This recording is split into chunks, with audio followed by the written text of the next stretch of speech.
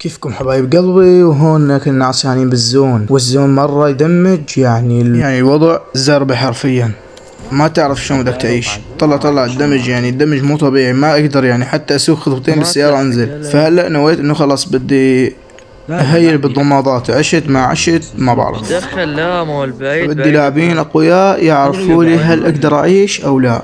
اعطوني رايكم وتفرجوا على المقطع. هلا هون في شخص معنا بالجيم، هذا متشائم مرة من بداية الجيم، يعني وضعه مو طبيعي. اي يعني الله.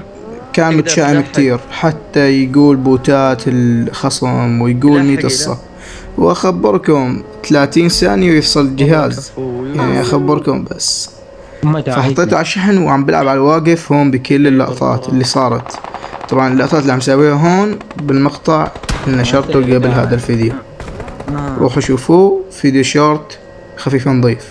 وفي شي بدي اذكركم فيه، بس انه هون بقى 18 لاعب وبمنطقة صغيرة وعلى تقييم التوب، فالوضع يعني يحزن.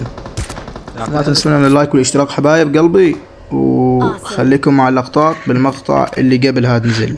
روحوا شاهدوا اللقطات كاملة هتكون فيه. وهلا بنقول سلام.